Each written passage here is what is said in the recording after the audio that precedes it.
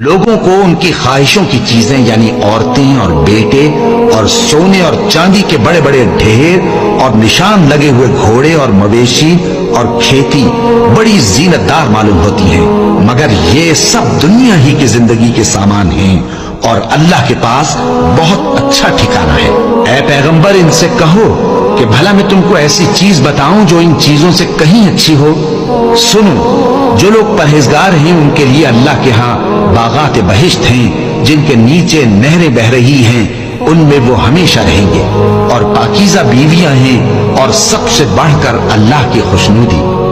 اور اللہ اپنے سب بندوں کو دیکھ رہا ہے جو اللہ سے التجا کرتے ہیں کہ اے پروردگار، ہم ایمان لے آئے سو ہم کو ہمارے گناہ معاف فرما اور ہم کو دوزخ کے عذاب سے محفوظ رکھ۔